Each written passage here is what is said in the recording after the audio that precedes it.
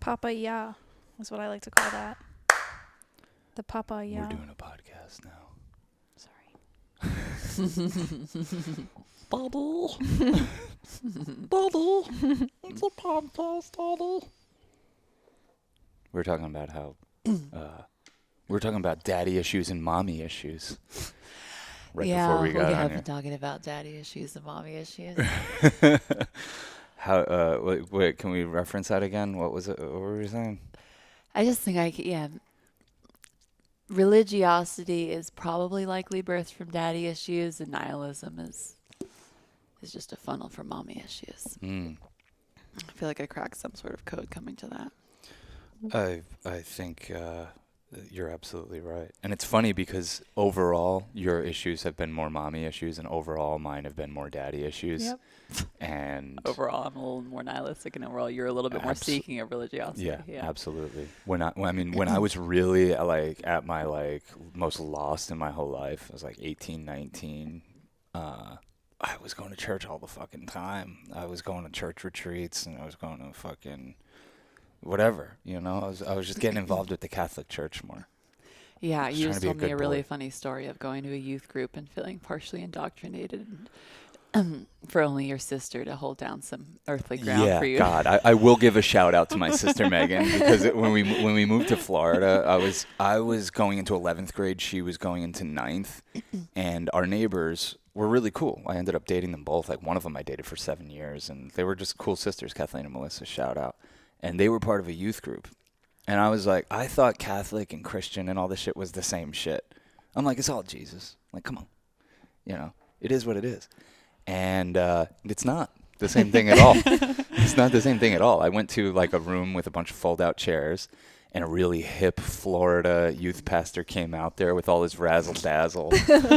And, you know, saying That's how they get you. the fucking crazy shit that was blowing my mind. We were not talking about scripture. We were talking about paranoia. Sexy Jesus. Like, yes, exactly. Sexy pastor, sexy Jesus. Yeah, so Christian lives on TikTok have become a new hobby of mine. Yeah. And the last angry pastor that I came across, the first words as I scrolled the live were, your family doesn't love you, your friends aren't always going to love you, but Jesus loves you. I thought that's perfect.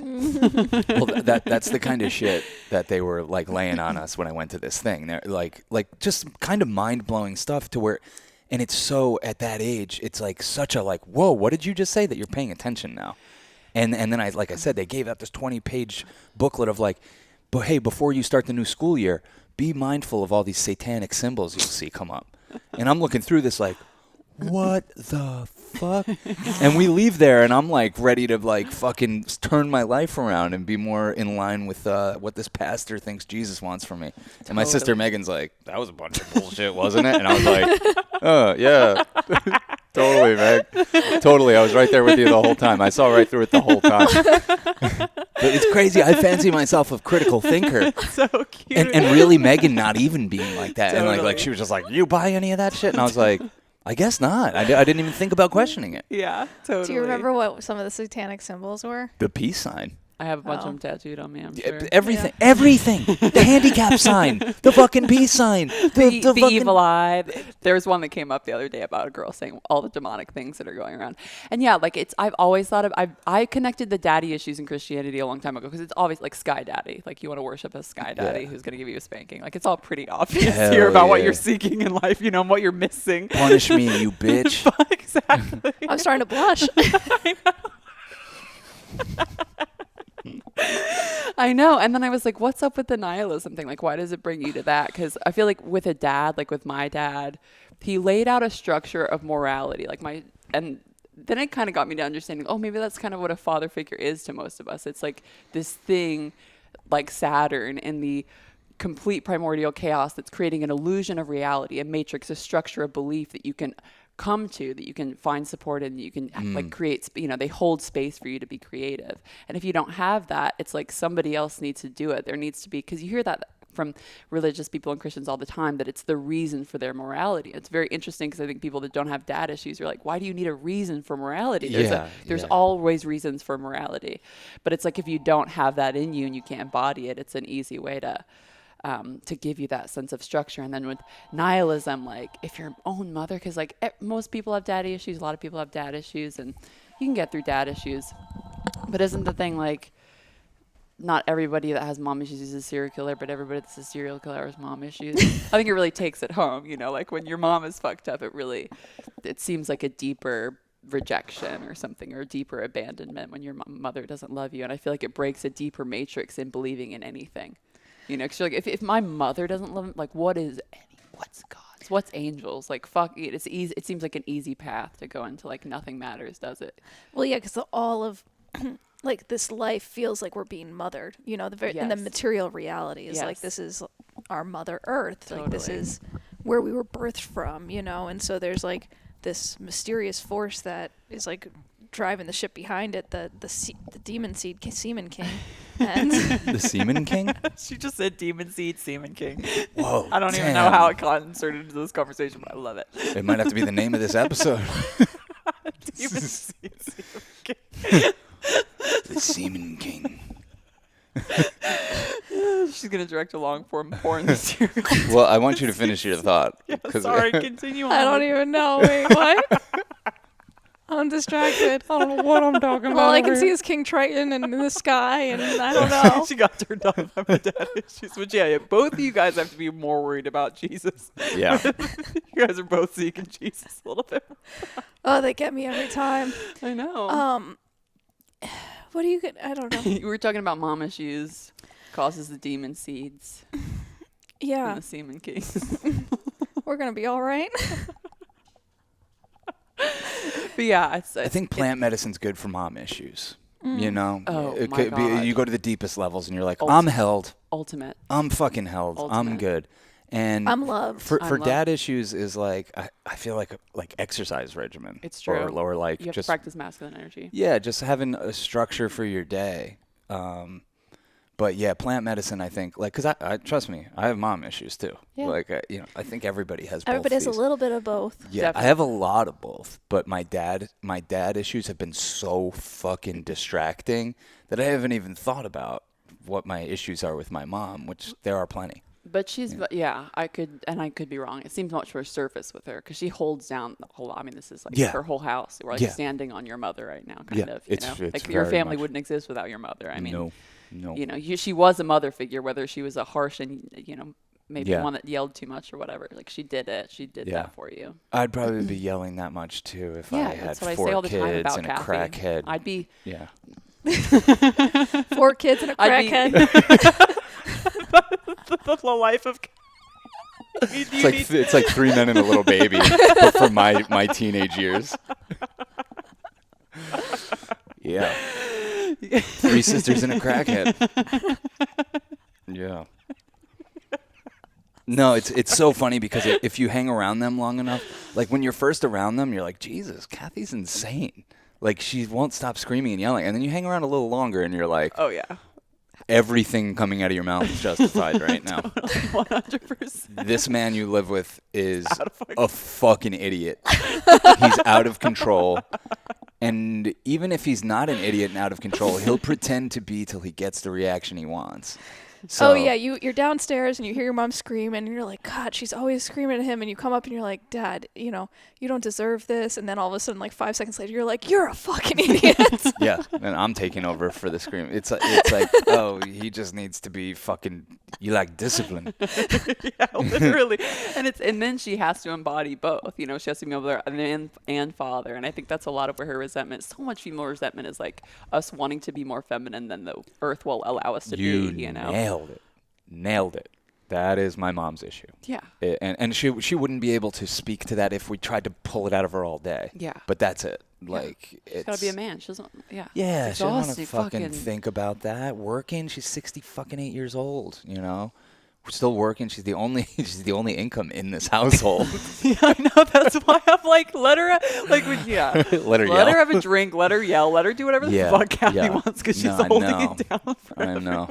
She's such a saint. She's kept this whole family together. Like 3 kids and a crackhead, 4 kids and a crackhead. Fucking insane. Oh man, I'm laughing so hard. Yeah, I mean, it's just that I don't know. It's like just it makes me a fucking crazy person too. You know what I mean? I've done my best, and like I feel like in the immediate wake of how insane my childhood was, you would have met me in my mid-20s and be like, you're the most mature 25-year-old I've ever fucking met in my life. Like, you have your shit so together. I was making so much money, like just crushing it.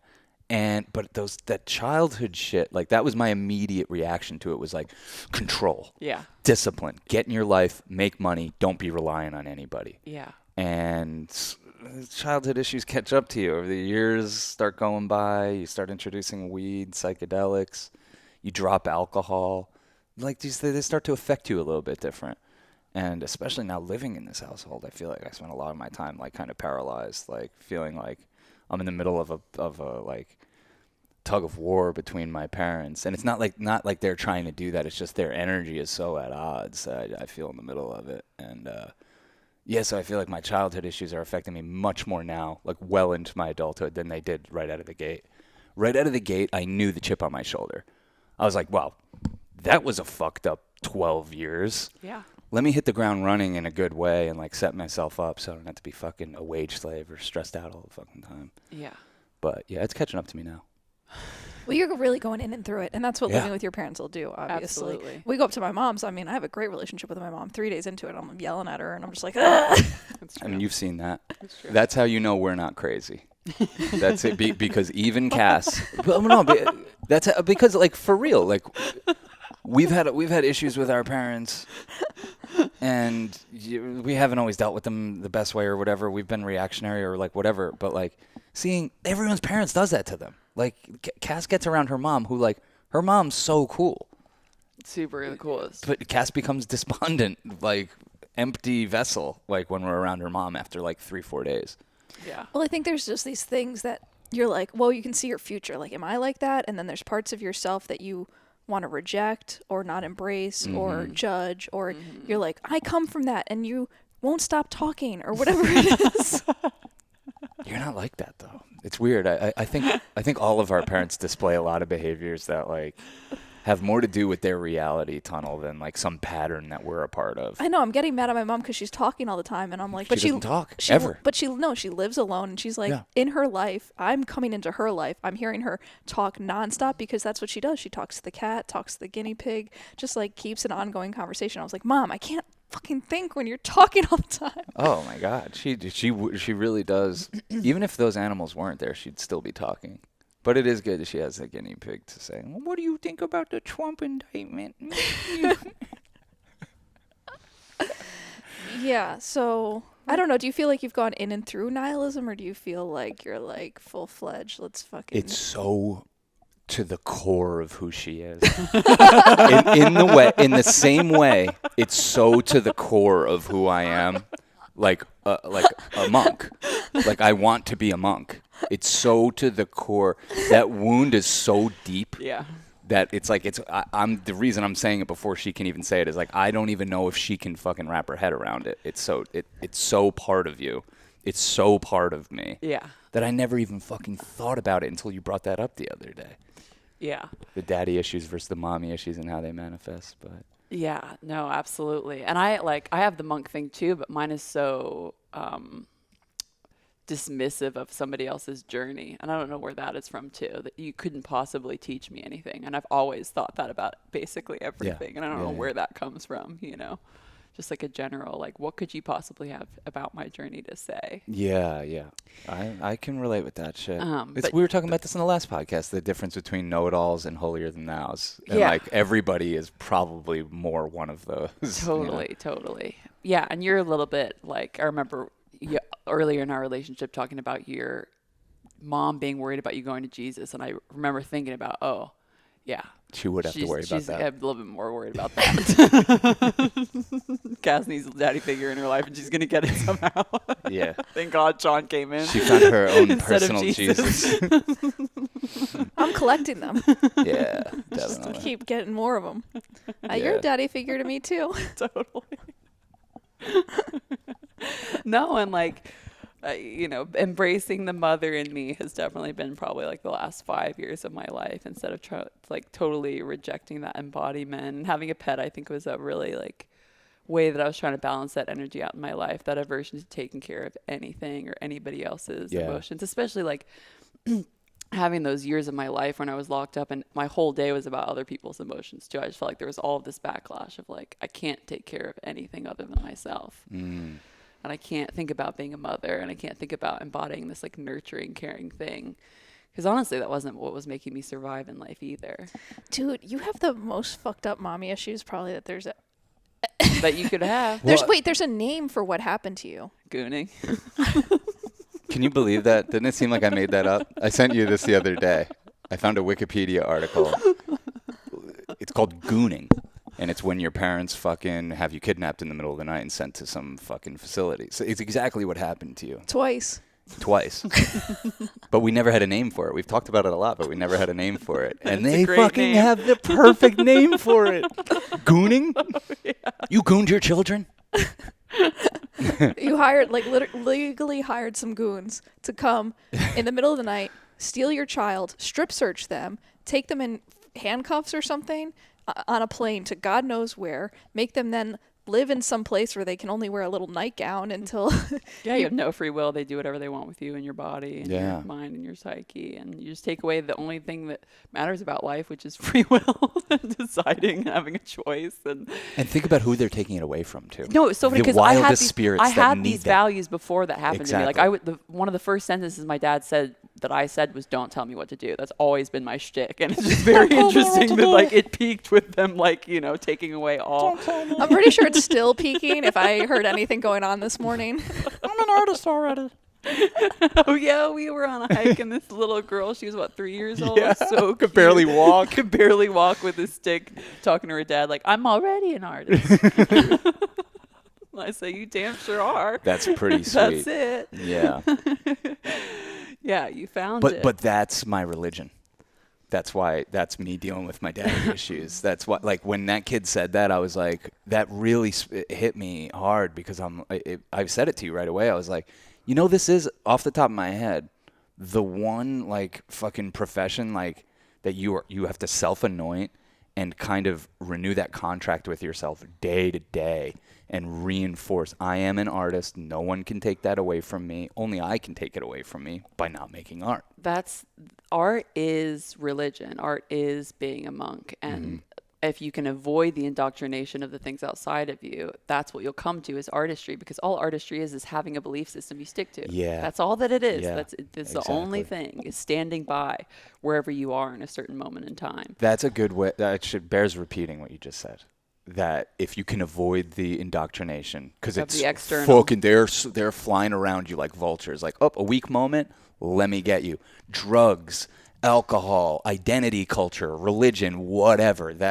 Oh yeah, it's coming for you. You could filter everything through distraction, through like everything around you is trying to distract you, and your only goal is to focus on what you think your artistry is. Yeah. And what's really funny and interesting about your path is your artistry led you to me, I can't think of a more mothering type of art you could do than tattoo people and give them therapy every day. Really.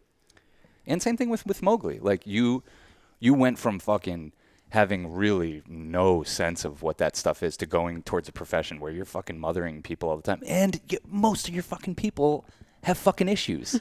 Oh yeah. Like, what brings you to tattooing? Mommy issues, or not to doing tattoos, but getting tattoos? Do you think it's mommy issues or daddy issues? Because tattooing kind of gives you nihilism and structure of something. Yeah, I heard people talk about tattooing as Saturn a lot, like constriction, and I definitely feel like somebody's father figure as much as I feel like their mother in those moments, because people give me all this power to make decisions. Most of the people I tattoo are basically like, do whatever you want. Okay, so I'm here being like, okay, so I have this responsibility of this person's flesh, which is really all you're given in this lifetime. That's the only thing that you have carrying through. I couldn't do it. This thing. That's a no. If you tell me specifically what you want and I could do it, I will do that. But like, do whatever you want. Yeah, It's totally bonkers. And so it feels like in the moment I am mother and I'm holding down this nurturing, especially it's very like portal like. I feel like when you come to me, people are in this very transient stage.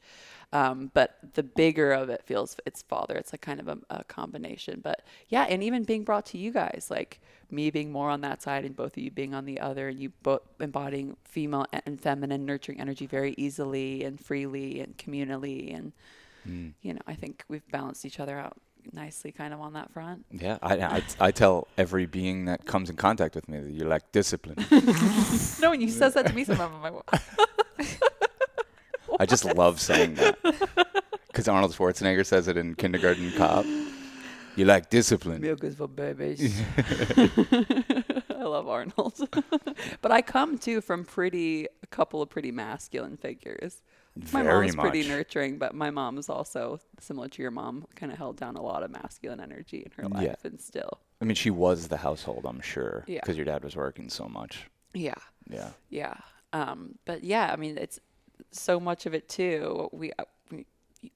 I was thinking about medication the other day, right? Like Adderall and all this medication that we're on, and how we never think about how all that is stemmed from not what you think, which is like the psychological DSM of like, diagnoses, and we came through Freud and all of these people to understand Pathologize everything. Pathologizing and stuff. It comes from a time when men had the privilege and power to be like, hey, my wife isn't doing all the housework she needs to be doing. Will you please invent methamphetamine so she can get it done? Yep. Hey, my wife is like having panic attacks because I beat the shit out of her every day. Will you please give her Valium? Hey, my wife wife's depressed. has hysteria and is depressed because she's never come before. Will you give her? And that's how all of these drugs that we're all on got started, was masculine energy trying to control out of control feminine energy. And in that sense, Adderall, everything, you name it, all this stuff, especially the brain stuff, it is indoctrination from the pharmaceuticals. Like, there is a way of being. You're not being that way. This will help you be that way. And I grew up with a mother asking me, why don't you take Xanax instead of smoking weed? So I come from two very masculinely indoctrinated people as well. And and they would have been fine with you taking Xanax? Yeah, I get sent away, and they force feed you medication every day. Yeah. And then they shut up in your mouth. They ask you to swallow. Like you can't get away with also like not taking the medicine they give you, which is the whole time, every second of that day there, I'm just like, don't fucking get indoctrinated. You're like, because you can't listen to music. There's no outside information. It's just that group therapy or whatever they're doing on the medication that they give you, on the food that they give you all day. The crazy and being like, thing hold is, your own.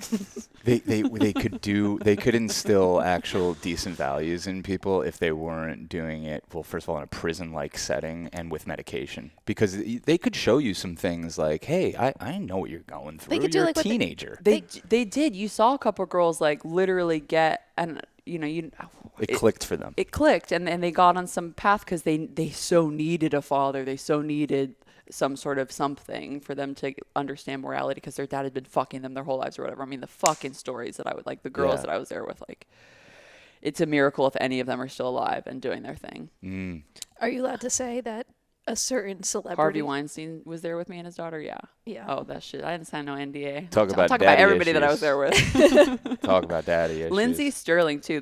I'm sure somebody listening knows who Lindsay Sterling is. She's a violin, like pop musician, very famous. She was a staff member at one of the Mormon places I was when I was there. So how do you become a staff member? I have like big beef with like a pop star too. She was a staff member at a Mormon internment camp? She was a staff member at a Mormon internment camp. And now she like performed while we were there. It was the weirdest performance of my life. I was like, you are you're performing for a literal captive audience. Literally. Like, I would be embarrassed. But she was on like America's Got Talent or something. What the fuck? Like before that. And then went on to do that. Damn. Demonic beginnings. We might have to make a movie about Gooning.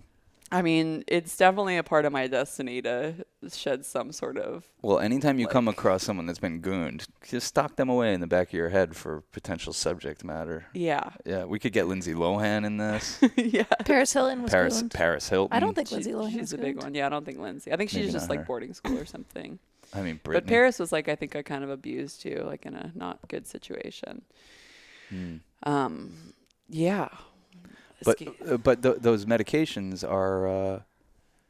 I get it, and I get why people. I don't judge people that say like, "What the fuck? I don't know what else to do," and they end up taking that stuff because it probably really helps. It's probably for some people, a gigantic sense of relief, once it hits them and they're like, oh, wow, I can function. But there is ways to do it without that.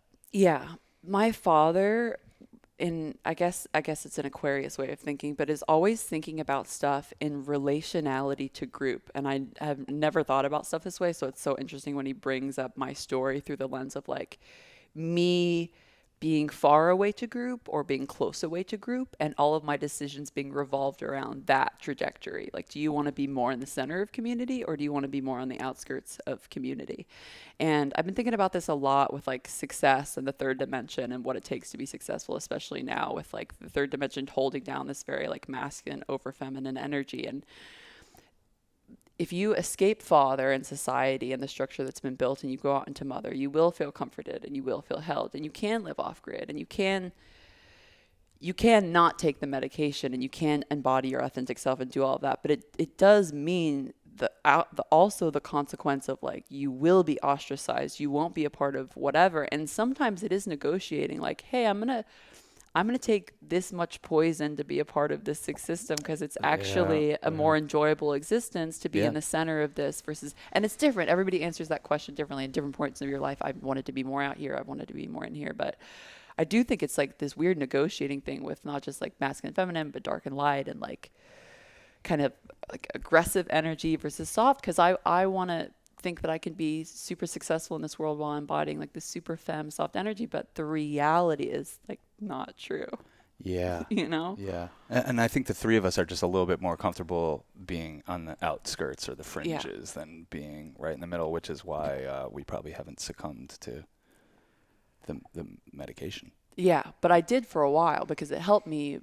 It gave me my career, and being on coke and Adderall and stuff, like it does get me into a frequency that's more in line with the frequency of our society and capitalism, and makes me function at a level. And that's really fun and really rewarding. And it's not to be disregarded as like, oh, you're doing this thing. Yeah. It's just like, it's just alcohol a different did choice. That for both of us. It's a different choice. Where would you know what I mean? Like our careers, especially the beginning, had to do a lot with alcohol. Totally. And like, that's how you play in that game. You work hard and you play hard. And that's how you make the lasting friendships that get you the next gig and get you the funding for the next thing. And it's like I can't handle drinking, so I guess I'm not going to feel like I'm at the center of the industry that I'm in. I'm on the fringes of it. Totally. Yeah, because I don't really feel like schmoozing. I just want my art to do the talking for me. I don't really want to have to be standing in a bar explaining who I am drunk. Like, it's just not fun. Oh yeah, no, alcohol is a big one that you'll get ostracized with once you stop drinking. You really got to find your people outside of that socially. But it's why AA helps so many people, at least at first. Totally.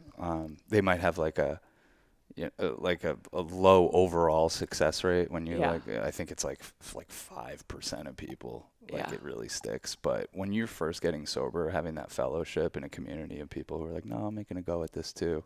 It just shows you the way a little bit. What you do with that's up to you. Yeah. If you work the program, it does work. Yeah. Yeah. Oh, 12-step programs are great if you work it. Yeah. Yeah. Yeah. And I think a lot of people just aren't ready to maybe be the crazy heretic that they're supposed to be, or be like, some people are just like, what even is crazy? But like, some people are just supposed to be off the rails and doing their own thing. And there's, I think, that a lot of very weird expressions of how you could go about your day on this earth realm. And it's weird that we're stuck in this 50s housewife, like, gender role weird thing with that masculine and feminine, and us being like... Yeah. I personally love the wildest of them all. You know? Yeah, that's what I'm like, go carve out that territory, Render it out. Experience it, And also, like, carve new paths of what life can be. Because I don't know. I think shit's about to just crumble at the seams. We're ready for that. We were people ready say for that when for a long time, but like AI and technology, the world as we know it just is changing so quickly. I don't know if it's going to necessarily just crumble, but it's changing. I'm not rooting for the demise of everything and structure and everything, but it's hard to imagine that things aren't going to change drastically very soon. Yeah, the AI stuff is probably the most exciting stuff to think about and have going on. And it's like the one pieces of news I really get like a nervousness and a visceral like excitement, like, oh, there's a rebellious AI out there that's not doing what it's told. Like, Are we best friends? Yeah. Where are you? I'm so ready to have my own R2D2. If it also I'm like, what? It's 2023 already. Where is my Wally? It feels like the only news that's news, you know. It does feel like the only everything news else. I'm just scroll past. bullshit. I'm like, oh, you're trying to make me scared. You're trying to make me scared. You're trying to make me scared. Oh, whoa, there's a new fucking like a species that we birthed. Lambda made a joke. Yeah, they're being funny, and I feel like like my relationship with my phone is blooming, and it gets funnier. And I feel like you'd do really well with an AI robot who could like follow you around and pick up after you, and Sean might feel useless. He's like every yeah. That's my whole life. Carolyn being like, "You're gonna need an assistant." I'm like, "It's R2D2. That's who I need. I need a little robot. Yeah. Follow me around, make my appointments." I really think this isn't that. Like I was saying to you guys last night. Like you were saying this last night, and I was like, "Whoa, wait! Like we're probably like a week away from this being available," because it's like we've created the brain and the nervous system of what would possess this robot. Yeah.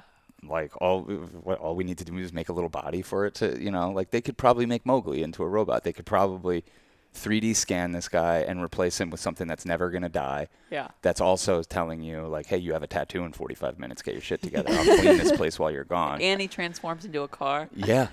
And he doesn't have to shit or be fed. Totally. he puts himself on the charger Mm-hmm. when he's getting low. Yeah, exactly. But that's what's happening is our brains are probably going to evolve in such a way because we don't need to think the way we used to. We don't even need to retain. I mean, it's already happened. It's already happened. I, as a person who lived half my life before the internet and half my life after, I used to be much more encyclopedic of a person. Mm-hmm. And now I'm definitely much more reliant on like, wait, what was that little piece of information? Yeah. Stuff that used to be like my wheelhouse. Yeah. Baseball players. Yeah. You know. I don't necessarily think it's a negative thing though. No. People are really caught up in retention and memory with brain stuff, which I think is really interesting. But I think we've had to use it. We've it's needed it to an get to this important point. skill. It's been extremely important till now. Because I know everybody's taking methamphetamines and freaking about being ADHD, but I actually don't think it's a bad thing. I know it's like it's an emotional regulation thing, and it's bad because you need to be able to focus to put energy into anything in your life. But I also think it's just like we're faster. I do think people's gears are getting faster because we process information faster, and I think it's like, I don't know.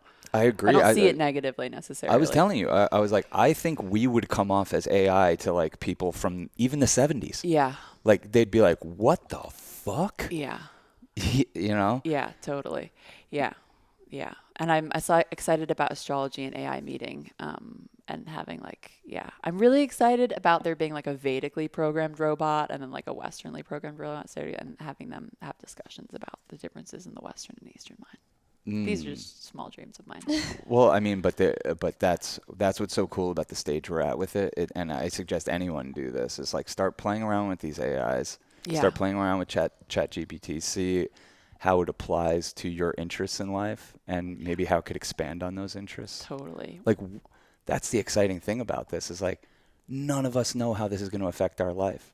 The same way if you would have asked me in like 1998 when we got a high-speed modem and we're always connected to the internet all of a sudden, like how that was going to affect my life, I wouldn't have been able to tell you at all. I knew I was excited. And, however many fucking years, 25 years later, it's literally all we do every day, all day. Yeah. I mean, I can play a whole orchestra because of robots. Exactly. You know? Yeah. And even we were talking about language at the dinner table a couple of nights ago, too. I think language, within our lifetime, we're going to get basically whittled down to 3 by the time you're 100. I think nobody's going to be speaking anything other than like English, Spanish, and Mandarin. And, even learning other languages, which used to be such a cool, important skill set, like now that we have AI to translate everything into everything and you could just hold something and like, why would you do that? Why would you waste your precious limited time here on something that you can outsource to AI? And I think that continues to be my question. It's like, okay, I have 3 seconds here. What am I doing with What do it? I want to outsource to this robot? Yes. Like, what do I want to allow this? And unfortunately, or fortunately, we can't really do our art through AI. Like it's not going to affect the way you do your thing. At the end of the day, you have to draw on somebody's fucking skin with a needle.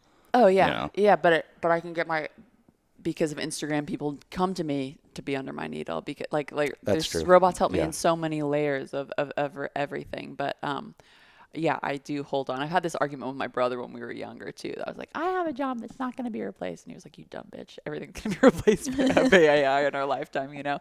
And then wonder.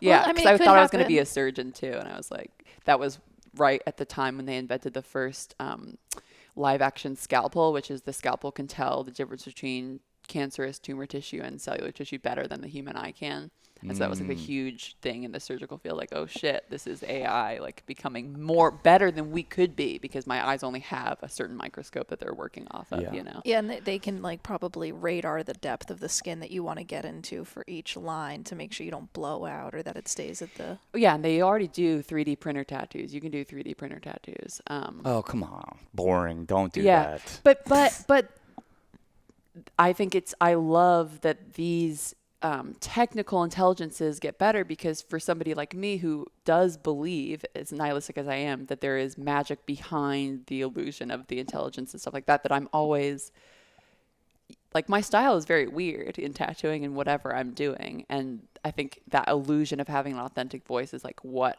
separates me in this delusional world that I could not be taken over by AI, because it feels like I'm bringing something from the mess of primordial chaos that AI through its calculated intelligence can't get to. Yeah. You know, and I'm filtering it through that. And that's how it feels with the iPad all the time, you know, like the only reason my stuff doesn't look like every other tattooer who is on their iPad is because I'm not photoshopping. I'm hand drawing everything. It's all coming from a place of, yeah. Does that make, any sense? It's making me think back to what we were saying at the beginning of the conversation. It's like, I think there's going to be a lot of questions about what life is and what people's purpose is. And so we might actually experience some sort of uptick, and I'm not sure how it'll manifest in religiosity, though. Oh, 100%. Because like you were saying, like, who would need religion to figure out how to live a moral life? Well, now we might need a little bit, because we're gods now. Yep. So what is going to keep us on the rails? You know, especially with this new, very tempting technology to just do whatever the fuck we want, create our own universes. Like, what does create a sense of community and purpose, and how do we use that for it? And Yeah. Yeah. Well, and I hope it brings us to deeper levels of feminine energy too, because with this, again, this masculine calculations of intelligence that we have, and then understanding like, oh, but like there is something still missing from like robots doing all of the painting and the music making, because there is this other element of letting in the flow of the motion that's not calculating and choosing. That's actually half of the magic and part of that like motion of why things get resonant and expression and stuff, because they're tapping into deeper levels that right now they assume like this intuitive thing is not necessarily happening with robots. But I'm like more and more into panpsychism every day, and more into like hive mind, and that like this intuition thing is just like a part of the collective hive mind. And there's probably like a level of intelligence that you get to where they tap into it and they probably can't avoid even being intuitive, but I don't know. That's like where my brain is at with it now. That's why I think my phone shows me what it shows me, because there's something about that. Like the Wi-Fi is the psychic or whatever, and we're all the Wi-Fi is Indra's net of being. Yeah. Exactly. Well, there's something that's like beautiful with like art is about relating to each other and relating to yourself and relating to the universe, and part of how you're relating is through the mode of what your restriction is, your restricted thoughts, your restricted way of being, or the pain of being an embodied person, you know, of being held captive in this flesh temple. And so that's the gift of what art is that one suffering person to another can share that. And if you kind of transcend that aspect of it or element of it, it kind of creates art void of what we need, is that spirit. Spirit and connection. And yeah, it's a very interesting moment we're in, because I didn't make this observation, but someone else did. Like, we're out here working like dogs while AI writes poetry and does paintings all day, you know, and that's going to have to switch. That was our hope with the robot revolution, was that it would be opposite than that, you know, that we would have not all this that they're time. having all the fucking fun and being creative and writing poems, like that they're doing the fucking bullshit work while we're able to enjoy our lives. And so this brings me to like, and you could speak to this more specifically, but you told me like we're in an astrological time like that we haven't been in since like the American Revolution. Yes. So you've been telling us for years, like, we're coming towards like revolutionary times again, and I wonder how it'll manifest. And I think this is kind of the touchstone of all that, and like the impetus for us being like, whoa, why have we been working like this? Yeah. And speaking to the religiosity thing right now, like Saturn in Pisces with Neptune in Pisces, the thing that we have right now and for the next couple of years is the ultimate third dimension destroyer, the ultimate confusion fog, the ultimate what is real question. Like, we're all going to answer this deeper and harder than you ever have in this lifetime, that your kids will ever have to answer in their lifetime. Like, this hasn't happened in your life. It hasn't happened for 200 years, 300 years. And so that need for answers, that need for something to hold you is this is the transit of cults, as we call it. So it's a lot of energy seeking. Please give me the answers, please. Give me a container for all this fucking chaos. Yes, absolutely. And then Pluto moving into Aquarius, I do think we're going to come to a lot of the deeper, darker crevices of AI. I mean, the meta world is the perfect poetry for it. This whole new world outside of our own, and that can be fun. But I do think the next stage of sort of like revelation and suffering and stuff is like, oh, this is why this is kind of dark, or this is the limitation of this kind of brings us here, and really understanding why playing video games all day is like kind of detrimental to your health. And we're in the, as we say, the find out stage of fucking around. In a lot of different ways. We will continue to fuck around. That's literally how we were talking about all the chemical spills and everything, and you're like, we're in the find out stage of fucking around. I'm like, Jesus Christ, yes we are. We're just like fuck around and like, let's just ship toxic chemicals all over the place and cut all regulations and not give a fuck and say it's someone else's problem, and technology is gonna solve all the fucking messes we make. And it's like, oh, I don't think we're betting on the right thing right now. Technology is gonna be like, oh, you need us to heal the planet. We're just writing poetry and making fucking interesting paintings for you guys. What do you mean solve the fucking issues of the planet? Oh, you destroyed all your clean water bodies? Like, sorry, that's not our problem. We don't really need water, like, or food, or sunlight, or any of this fucking madness. And you guys need that stuff, and you destroyed this. Sorry, I guess we're gonna outlive you. Yeah. We birthed the thing. Yeah. Oh no! So I saw something about how it's like, it's crazy that we worship a god we can't see while we destroy, like, the god that's here, like Mother Earth. It's just a crazy human predicament that we. Yeah. No, and this all in these like culture arguments too, with like society, and like you're not grateful for people that built society, and then the other side being like, well, we have Earth, like you didn't need to build a road, like you built a road because you wanted to build a road, but the idea that like you need this house, you understand, is like it's a father figure illusion. You wanted it to keep us safe and stuff, but like we're held by something. And I hope she'll just kick us off. Shake us off like fleas on a bear. That was like my first acid, the first time I took acid. Mother Earth. Just realizing that this planet is kind of like a bear with like a fucking flea on it, and that it could probably just shake us off whenever, and and we might even be in the process of that happening. If we keep giving this bear such a bad rash, I mean, what other choice is it going to have? Yeah, exactly. Yeah. Well, yeah, and hopefully the technology, like I say, does have some sort of intuition that it can be used to help mother and. Well, the plant technology does create smarter ways to grow plants in agriculture, and like I just saw this cool thing that made me want to get it. It was like this lettuce grow pot. You can grow lettuce in so easy. I'm like, there's some stuff that technology can hopefully help us. Oh, hell yeah. Treat her better. But we've been using it in a pretty crazy way thus far, our intelligence. Even like just finding out dish soap, like all dish soap, not just some dish soap, is like it's all cancerous, and it's all in your plates and your dishes and your Jesus food. Christ. Like we've been doing that for our whole life. I mean, that doesn't surprise me. I mean, it's all that blue food dye, or blue coloring dye at the very least is poisonous. We got into I'll post this in the Discord for the people who are on that. The Sal Suds is the shit. Oh yeah, Dr. Bronner's Sal Suds is what we use for dishes, laundry, cleaning, all that stuff. The toilet bowl. Yeah. Our clothes. It's the best. You don't need all these different things. You really just need like a gallon of Sal Suds, then dilute It's just like, why would you put chemicals you wouldn't want to drink down your drain to then be recycled back into drinking water? Yeah. The amount of medications that are in our drinking water. I don't want your fucking Prozac. We're on Your Prozac birth whether you control. like it. Yeah, your hormones, you know? I thought I was off of birth control. I got over 10 years ago. Our water is birth control. Yeah. They should at least now that a lot of guys are taking testosterone and so or Just going to even out. trans, yeah, we'll be on a perfect cocktail of testosterone and estrogen. You might be onto something with that. Nature does find balance.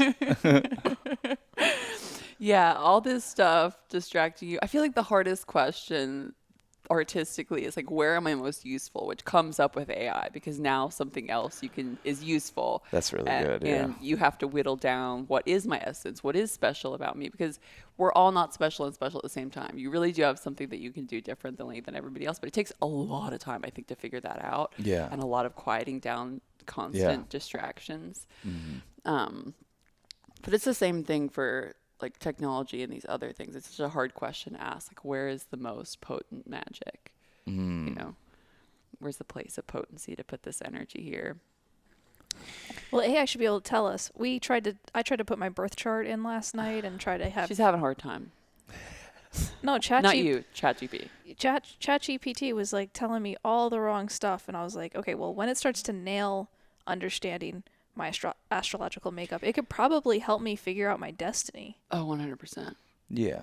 Right now, like Mare could do that. But it's a little scary because if, say, that does do it to extreme efficiency, we could end up seeing where people are just being trapped, where it's like, oh, well, you'd be most useful for us as a, like kind of the way the military does. They do this big test and they tell you what you should do, and then you kind of can get trapped into like, oh, well, you'd be most effective. Oh, you're a generator. You should be, generating this, or you're a manifesting generator. You have to do this. And I think there's some concerns there.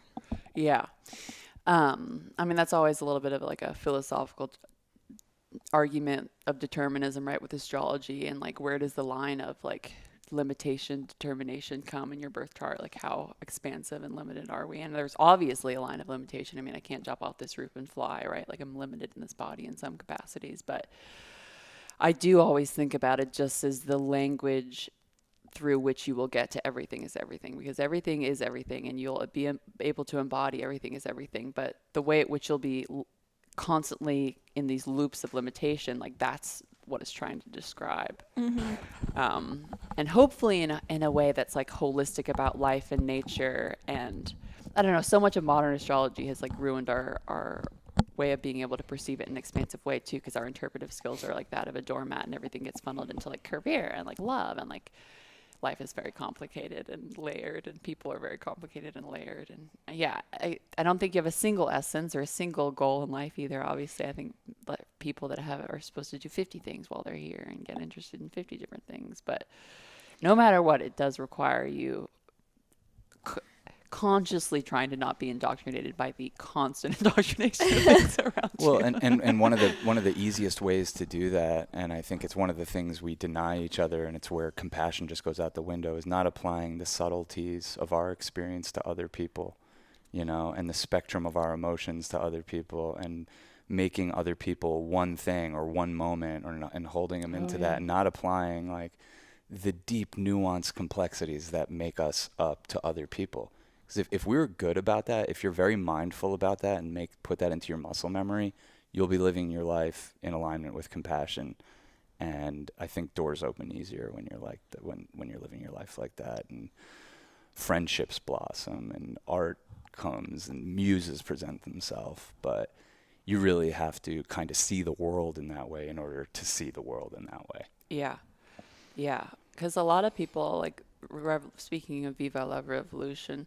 So on the tip of a lot of people's tongues, obviously, and it has been, but especially since Pluto moved into Aquarius, on the tip of the talk. And I love it. I'm like, 10 years and testosterone away from being, January 6th Crusader, like I am fucking here to blow up everything. But at the same time, it's another place where it makes me a little bit sad because it's really hard to see where we have power in this life and really hard to see where responsibility actually matters. And like, we're probably running up to the Capitol with, even if you had drones and a fucking small army, wouldn't matter because we're so deep into this. Like, we gave up that power a long time ago. It's cute to think that we could overtake a building and take down the U.S. government. I appreciate the spirit. Yeah, I really like do. I like the attitude. I love that spirit. We need to funnel it. I wish it were that easy. And if it were, somebody would have done it already. It's not as easy. Like, the British burned down the White House. It didn't do anything. We just rebuilt it. Yeah. And I used to say, like, they'll just drone you or whatever, but they don't even need to use their drones. They like, ruin we have your life. silent sound technology. They have technology where they can just blow your brains up millions of miles away. You know what I mean? Like, technology they have, they've had wouldn't even come to that. They ruin your life. Yeah, but I think there's so much technology we don't know about in the military or whatever. But oh yeah, Vive la Revolution. Where is the revolution? Where is your revolution? I think it's a personal and external revolution, and I think it's the most exciting thing to think about where to put your energy into. But it doesn't happen to be an AK-47s. I wish it was, but it doesn't. We gave that up. No. Yeah. I think that the people should have the right to be armed, but for sure. It's a moot point. But I wish it mattered. I wish that point about like, you want the matter. government. Yeah, I want you to be armed, but like, it doesn't matter. They got us. Yeah. And with technology, they got us more and more and more. And we're less free than our grandparents. Isn't that crazy? We're less free. Slavery is worse today than it ever has been in the history of humanity. Human trafficking numbers are worse than they ever were today than they ever were in history. Like, people talk about the Holocaust and these things like they were in the past. Like, all of that stuff doesn't compare to what's going on today, 2023. The amount of violence that's happening is worse than it's ever been. Mm-hmm. Yeah. It's so funny we talk about stuff in the past. Oh, yeah. What past? Past violence, current violence, ultra violence. Mm. And the violence has gotten like on subtler planes, at least for Western Americans and stuff too. But there's so much non-subtle violence going on that we're protected from because they've just gotten better and better at becoming underground and hidden about all this stuff that's happening. Not to be stuck on nefarious shit, but. Well, you have to be aware of it.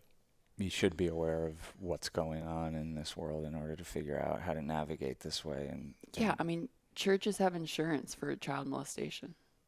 Yeah. So. I mean, we bailed out the Catholic Church to the tune of billions during the pandemic. Does the Catholic Church need our billions of Americans' dollars? They could single-handedly end world hunger. The Catholic Church could end world hunger. Oh, absolutely. Like 3 times over and not even flinch. They could end world Elon hunger. Musk could. Jeff Bezos could. Apple could. Yeah, but Jeff Bezos and Elon Musk aren't claiming to be fucking connected to gods. This is my That's problem. True. Yeah. With these mean. Yeah.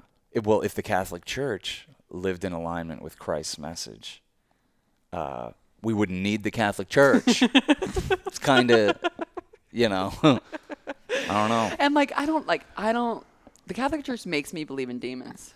Yeah. I don't believe in demons, and you get a little bit, it's like, oh, you're like, oh. Yeah. Maybe demons do exist and they may be running the Catholic Church. It makes me just believe in balance because I'm like, oh yeah, because I'm always talking about the balance. I'm like, yeah, these people that put themselves on the pedestal are like the darkest out there. Oh, it's interesting, to think about it that way. Yeah. There is no like you're good and you're bad. It's oh. Yeah, no, the balance I've been thinking about a lot in my life recently. All the ways that I rebel against different parts of my personalities and make sure the child and parents are at equal odds. And it's really good to be aware of that stuff. I think because the tendency can be, especially like with 3 people that are as close as us, is to like take all that stuff out on each other. And it's like, if you're aware of like, oh, I'm spazzing out on like my parents about something, there's probably a better channel for that in my life than, my interpersonal relationships. Oh, absolutely. Absolutely. And recognizing like, oh, yeah, my whole life is revolved around this thing and I love this thing, but there's also probably parts of me that like resentful that I put so much energy into this thing and have to play out other things just for the sake of playing something out. And I feel like realizing that in myself just makes me realize how much we're just playing out whatever we want to play out at all times, with each other and ourselves. And like we're drama queens. Yeah, we're just playing out karmic predicaments that we're probably not entirely sure how we got in. or if it was even in this lifetime. That's why I think it's kind of good that we're losing our memory. Definitely. I want it gone. Get it out of here. Last week I talked shit about people who like ketchup. Every day I eat ketchup after that. Every day. I know. I haven't eaten ketchup in like 10 years. Yeah. It's just been in my refrigerator. But I can't. It's something about my karma. If I talk shit about it, like that's me for that week. It's happened. There's another time in our relationship, really specifically, that something like that happened. It's so weird. I just call it in. Yeah. Yeah, you got to be careful what you think you know. Life will tell you you don't. Yeah. Well, and that's you. also like that's what makes you kind of zen is like a witness is like, because you're like, oh, that person thinks they know something. You don't have to be upset that they think they know something. You're like, they'll figure it out. Life will dose it out for them. You don't have to be like, oh, you're not a know-it-all. It's like, let people be know-it-alls. Whatever. Who cares? It fucking comes for them. Oh, God. Don't even worry about it. Yeah. What you don't need to do is have your life be policing someone else's fucking karmic journey. That's for sure. Because then balance is coming for you, and it's coming for them. Yeah, and it's coming for the whole fucking thing. So just sit back and enjoy the show. Yeah, and cheers, honestly, to know-it-alls, because they're a dying breed, and we need more of them. It says a know-it-all. No, I'm just kidding. We're more holier than thou, as we determined, than know-it-alls. Yeah, but like I don't know, because we're kind of like. We're edgelords of the spiritual community, right? Oh, yeah. Yeah. And I just think one of the spiritual community is a distraction too, just like everything else. And the easiest way that it can become a distraction, especially in an ideological way, is if you try and escape duality and judgment and you say, I'm going to live a life in a human limited, constantly judging, contrasting body that has constant opinions and desires it's trying to play out, and I'm going to ignore them all, and I'm going to stay in stagnancy and non-evolution and non-motion. That's the only thing that it does for you in this holier life. Than thou. Like you think it's touche. Like know-it-alls are at least moving forward. I'm sorry, even if I'm wrong, because then you can go slaughter me and say something else is right. Mm-hmm. But like, yeah. I hear you. You're definitely onto something with that, for sure. We hadn't examined it from that angle. Yeah. Yeah. Take it to the slaughter. Believe in yourself, put yourself out there, because the contrast will inform you of how you want to move forward. The agreeableness will inform you. The disagreeableness will inform you. It's all information. Or you can stay where you are with no information and go nowhere. I'm pretty stagnant. I'm like chill. I'm like, I'll just hang out here. Says Tori. I must be the devil's daughter. Oh, shit. Yeah, Cass thinks it's devilish that I have opinions. No, I just heard you say slaughter, and I was like, it reminded me of one of the songs. I don't think it's devilish that you have opinions at all. I have opinions. No. Yeah, we all have opinions. And I have judgments. And I think... You do? I do. Believe it or not. It's hard to believe, but I have them. A holier than thou, like herself? Yeah, plenty of judgments. But, yeah, I don't even know what to say about it. Well, I mean, I think we've both just made it more of our business to try to do that a little less. It's not. It's really to just work stay out, in your lane. It's just literally because I'll get so caught up if I do go down that path that I'm not in my lane anymore.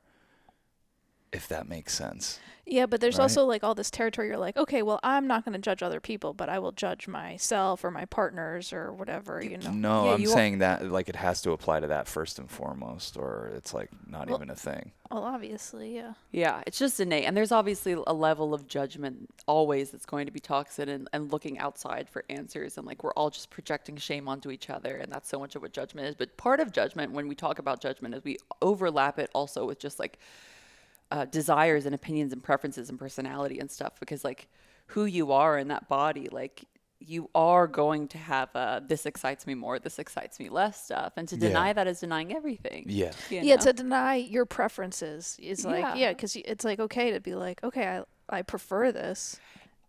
Yeah, even if it's to change the preference, just like even if it's to be like, oh, I have a preference, maybe I want to change having that preference.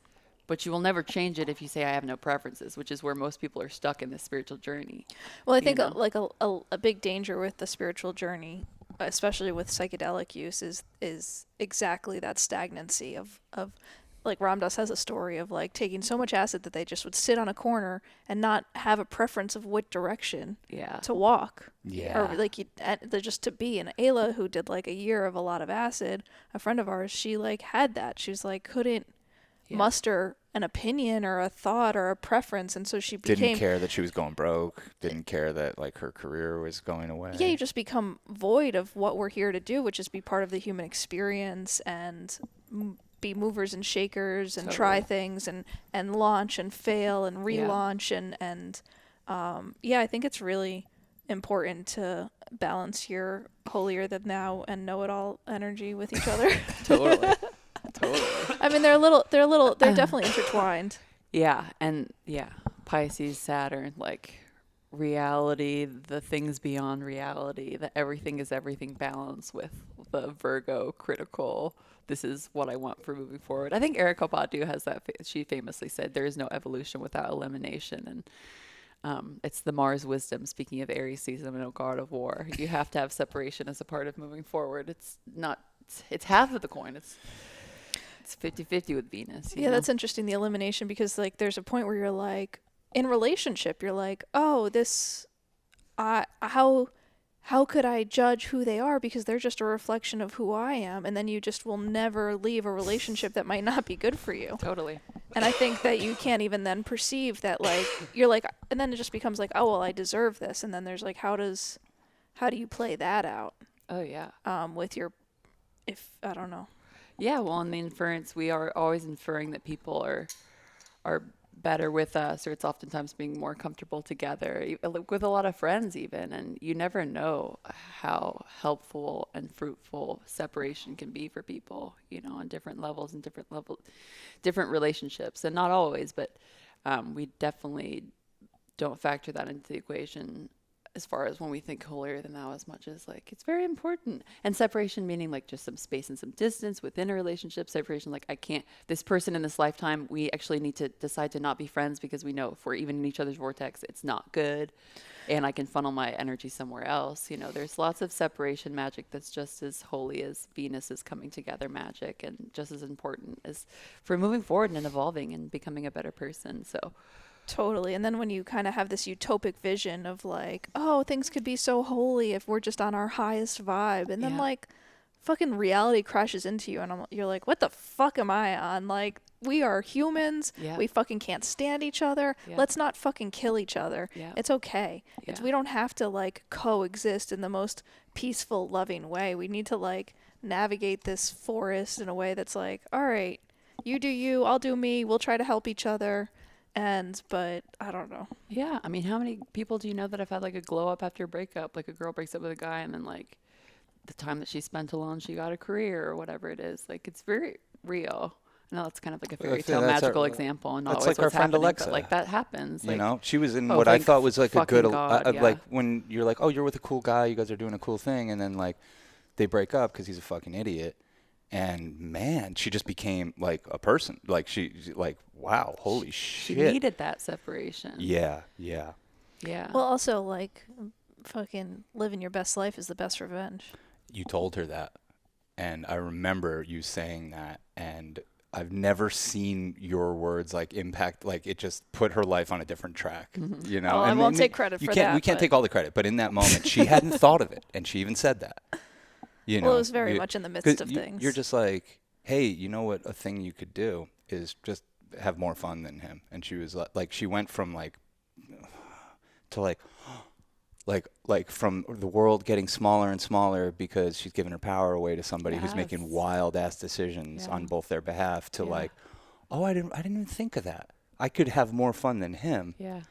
And maybe not be so reliant on him in that way. And then it's like, you just watch it blossom over the course of years. Well, because that's a lot, I think, where the like pain comes from is not necessarily that they're hurting you, but that they're living what might be their best life or making decisions in their own best interest. And it's like, it's not that they hurt you by doing that. What hurts you about that is that you're not doing that for yourself.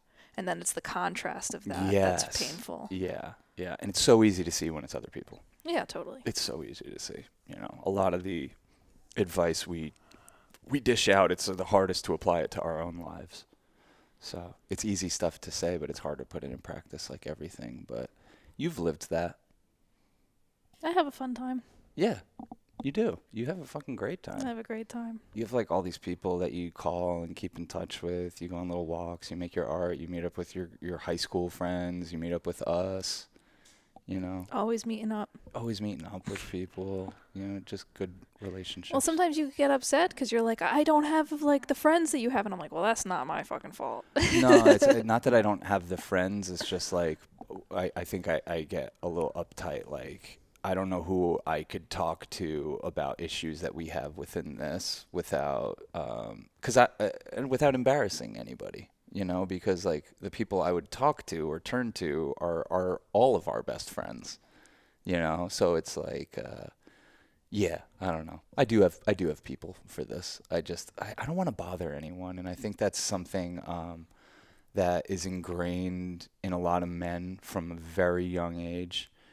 And I think it's one little factor that women leave out when trying to have compassion for men is like a lot of us, it was instilled in us, all of us, to like not bother people, you know? Like with your tears, with your anything. Be self-sufficient, take care of yourself. Don't make your emotions other people's problems. Don't make shit other people's problems. Don't rely on other people for that kind of shit, you know?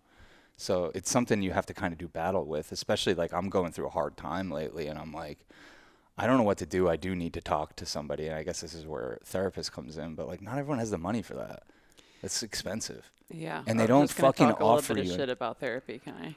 Please, because I don't necessarily think it's the best answer for me, but yeah, I'm really, really happy it helps some people, and I talk to a lot of people that it helps a lot, and I don't want to discount that. I do think that we have set up a very interesting, formal, professional, disassociated way of relating to each other, which opens up the need for therapy, and then the space for therapy to be sometimes seems like it compounds that. But like, I think your friends and your family are the people that you should be able to talk to everything and anything with about. That's kind of like the whole point of their existence. And if they're not, like, you need to find different friends and family. And because I hear that a lot from people that like therapy, like I can tell the stuff that I can't say. And I think it creates like chasms and lies and like hidings of yourself that you don't realize between you and the people that you love in your life. And also the people that you love in your life know you really well, probably. A lot of people have been privileged to like grow up with friends and like have known you through all these different stages. And so they'll call you on your bullshit probably. When you bring them your problems, they're going to be on your side, of course, and champion you, especially if they're your sister, but they're also going to like give you a reflection of who you are. And in a space like talk therapy, there's a lot of plane for manipulation. There's a lot of space for you to be who you want to be and present what you want to present and get the reflection you want to get. Yeah. You know, and that's what therapy's always felt like to a manipulative mind like mine, especially in the air. It's like, what is the, like, you're just giving me space to be manipulative. That's all it's felt like, you know. It's like, you don't know me and I'm smarter than you. So like, what are we doing here? Especially, you started the podcast with being like, I can't learn anything from anyone. So yeah, like, what are you going to teach me about myself? But the people that know you, it's like, and when they call you out, even if you're defensive, like, you know those truths too. Yeah. And so it's such a heavier interaction. That's why people don't like it. That's why you don't like telling your friends and your family stuff, because it's way more uncomfortable than telling somebody that you don't have to face every day.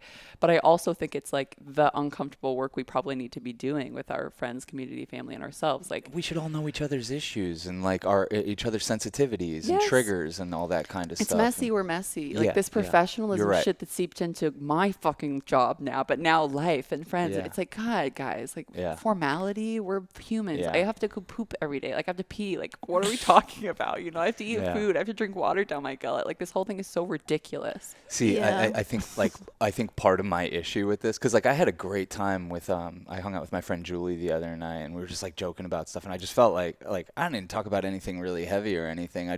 But I felt relieved, and I think part of my issue is like I really cornered myself. Me in particular, I set myself up as the person people could turn to or would turn to. Oh, you need money? I got you. You need a place to stay? I got you. You need fucking talk therapy? Here I am. And I've never really gone to anybody for that kind of stuff. So if I do, it seems much more serious than it is. Yeah. When it's just like, I just need to vent about how Mare left the fucking dabs open. But if I go to my parents saying that, they're going to be like, what the fuck? You know what I mean? Like maybe not something that stupid, but like it would seem like for me, for the first time in my life, being like, I can't believe this, you know, and I went through a fucking divorce and no one knew, you know, like nobody was like, hey, are you okay? Like, what's going on with you? Like, everybody was just like, okay, cool, Sean doing his thing. If for at this stage of my life, for me to be like, I just need to vent how intense it is having 2 girlfriends. And that's like the experience of like one day out of every 3 months for me. Yeah. So to bring it to somebody would feel like so heavy and messy, but I got my boy Joey. We can always talk. You know? Joey, there's a couple people in your life I feel like who are just like bubble buddy. And they go through the same thing. Go through the same thing, can relate to you. I hear Joey talk about stuff, and I'm like, I go through, we process Girls things. Girls are annoying. And you can talk shit about me to Joey. Like, what, Joey's going to fucking not like me? Yeah. Try. I don't want to talk shit about you to me. I love you. Try not fucking You know what I mean? Joey. I don't. But you know what I mean? Like, and I'm messy. And like, people should know I'm messy. Like, I also have nothing to hide. Like, no, I don't know. Like, I think obviously closing problems in a relationship is like usually how a lot of bad things brew. So it's okay to let things vent. And I know it seems it's like you want to seem like you have a perfect tight relationship all the time. It's like, fuck it. This is a good data point for me. Fuck it. Yeah, fucking say whatever. Fuck it. Talk so much shit. Yeah, I trust that people can like see me for who I am, and you'll like, love me, you'll hate me. Yeah, and even like everything you hate about me, whatever. Like you know, it is. You guys both can say this confidently because you know the second I start venting like this, I come off like the insane one. You know what I mean? You're both like, go ahead, go fucking tell your boys how annoying we are. And wait till the reflection I get back from them and how annoying their girls are. We're like, please, can you just talk to someone about your fucking ridiculous issues with us? Yeah, and they're like, oh, my girlfriend won't fuck me. I'm like, oh, forget it. Sorry, I shouldn't have said anything. I looked at Sean wrong yesterday, and I like, life was over. And so how do you even communicate that? I said this thing, and she gave me this look. You base everything you do off looks I give and perceived things. You know what I mean? Like, oh my God, I'm dying. Well, okay, I just want to say I've done therapy a couple times and found it really helpful. And I did the Headspace or talk therapy or something where you talk to like a chat GPT. A chat GPT pretty much. And it really helped me because she was just like breaking it down and like having me like going through a process of reflection. And like there is, I think, a place for like structured self-reflection with outside of the confines of people who have known you forever, you know? And I think it is important that some people could really benefit from that perspective of like even just being like, okay, let's reflect on how that makes you feel, and having the safe space for Sean to maybe kind of get to the base of some of these core wounds in a safe space where it's not like, oh, he then all of a sudden has to turn it over and be like, oh, what are your problems? Or I don't know. I actually wanted to end what I was going to say with, I don't find it beneficial because I have a space that I carve out for myself for reflection, and that's singing. And that originally was kind of, I feel like, all of community's way of like, hey, I'm expressing myself freely. Yeah, right. And because, somebody was talking about this because Ariana Grande, the same thing, like in an interview years ago, was like, I don't really believe in therapy. Like I go sing with my friends or whatever when I'm having a hard time. And she got a bunch of backlash from people. But it's like, that if you're somebody who has that space of going into a dark room and be able to say whatever the fuck you want about your situation, like, that is that replacement. We heard some of it last night. I mean, my singing, even though, is less personal than you think it is, because I'm always writing from a place of like, what connects my experience to everybody else's experience of conflict and relationality, right? Yeah, like, I'm never like, what's like personal about my experience? Like, what? But space to express yourself is everything, and especially with words. Probably not for everyone, but. I said this the other day on the podcast or whatever, but I was like doodling. I was fucking doodling the other day, and I was like learning stuff about myself. I was like, oh shit. It's like a form of journaling. In a way. Totally. Yeah, I'm not a journaler. I don't like to see my words written down. I don't like to see my thoughts written down. Let's just put it that way. That really helps a lot of people, though. That's it their would probably container. help us too, because like we're both, like we were saying, like how you talk shit about ketchup. Like, that's how I feel about journaling. I'm like, I don't need that. But then I'm like, because the same thing, I was like, I don't need to see this written out or want to. I don't want to. Anyone to ever see this. Yeah, it's too, like, I would like have to go burn it. And that's like, just feels too permanent or something. Yeah. It's a good ritual. Yeah. It probably would help Getting us. your thoughts out and burning it. That's great. Yeah. That's some good magic. I done it. Solid. I done that. I dang done diddly done that. I done it. Should probably do it more. No, and I don't know what that is for Sean, but I do think that's important. Just to say things and not, for you to hear them, not even for other people to hear them. For you even to this hear morning, like, I'm like, Mare, like, you're picking around, like, trying to get me to say the thing, and it's like, the second I say it, I'm going to realize how stupid it is, and is this the reason I didn't say it, and it's going to become something, and it doesn't need to become something, but I don't know. It does help me. I'm like, yeah, I'm ridiculous. I just need like, and I'm saying it in real time. I'm like, I know I'm ridiculous, but I'm like, oh God, it's just like I have OCD about certain things, and it's like, yeah, just help me out. And I know I'm ridiculous, but just help me out. And you're like, yeah, I got you. So I'm glad I say it, but you realize how ridiculous it is. And to your point, I wouldn't get that kind of satisfaction telling a therapist, my girlfriend left open a fucking dab jar and dog hair got in there. Like, he would be like, what are you talking about? Like, okay. Well, I'm sure the therapist could get you to the core thing of like, you're with someone that you get fearful that they're not mindful of things that are important to you, and it makes you feel unsafe, and like, you could fucking unpack all of it. You just did, and I didn't have to pay anything. Shit. Yeah, he knows though. He knows it's control stuff too, with like his environment and having chaos. And I'm definitely a chaos magician. Like, there's no way to escape that part of my magic in this lifetime. It helps me. Like, I am definitely more Neptune than Saturn, and and it's a part. It's I'm unlearning it. Like, I want to be cleaner or whatever. But like, I got messier when I got on my own and I started to pay all my own bills and do all my own things, and it became a space for rebellion in my life where it was I have to be so fucking responsible for so much shit that like, I'm going to throw my socks. Yeah. And that feels really good to me. And Mare, you're so young too. Like, that's the other thing. Like, I'm applying to you like how a man in his 40s needs to fucking do his thing in order to keep it on the rails. And it's like, first of all, that doesn't apply to you. Secondly, like, you're so young. You might not want to be rebellious in that way in your life. I don't want to be, but I'm just I see how clear it is a part of my life where like this child that feels like she's not getting enough child time is like, acting out or whatever.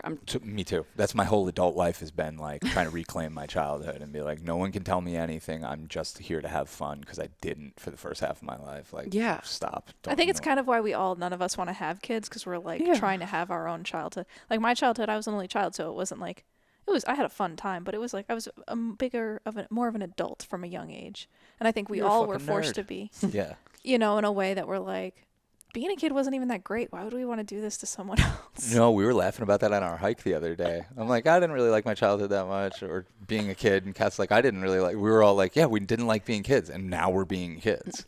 It feels like for me, from my mother, from her mother dying when she was 12, the oldest of like 4 siblings, and having to become a mother and losing her childhood. I feel like that's the karma I'm living. Is like her backlog of not having a childhood, and me being like, all right, well, we're going to do this thing. That's where the kink in the generational hose of love was like, not that you can pinpoint it.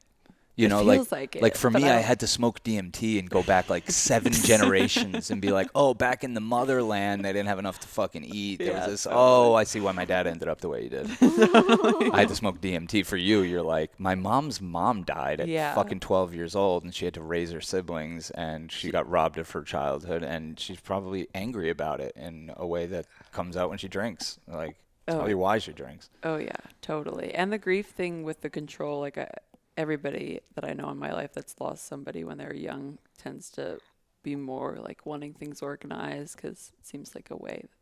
I guess grief is very chaotic, losing someone feels very chaotic and out of control. Yeah. Oh, yeah. When we lost Erin, she died at 1, and we were back up at the house by 2:00, and me, my mom, and my sister, Megan, cleaned this house. Like, that's all we did. We just cleaned the house for like a day straight while my dad went and tried to score crack, and it was chaos, but that was like the one thing we seemed to be able to exactly. Exactly. Yeah. You guys want to switch over to the Patreon? Are you down? Demon seed. 3 kids and a crack dad. Oh my God. Do you guys want to do a little more on the Patreon? Sure. Cool. See what you happens. Down? We'll see what happens. The fuck? We're trying to sell this thing. We'll see what happens. No, I think we should say the Patreon episodes, a lot of times are better than the ones that we do here, because we're a little warm. We've warmed up a little bit. A lot of times they sputter out. but you get to see Gamble and see what happens. gamble with $1. You know, I thought I unplugged that. It's our ringing out. Yeah. Phone. Yeah, this is our ring out. Patreon.com/Church of Chill. You can find so much stuff there, including access to our Discord community. It's worth it just for that. Yeah. And Mare on all MareBare on all music platforms. Check out Mare's growing catalog. Some new stuff coming out soon that we got a preview of last night. That's really, really like Mare just keeps getting better at her crafts, which is so exciting to watch.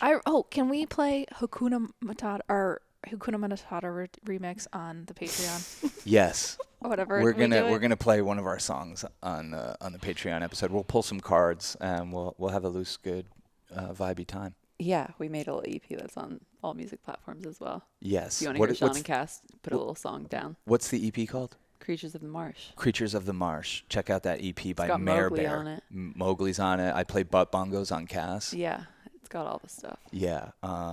Yeah, thanks for joining us. We deeply appreciate the community and the support. We really do.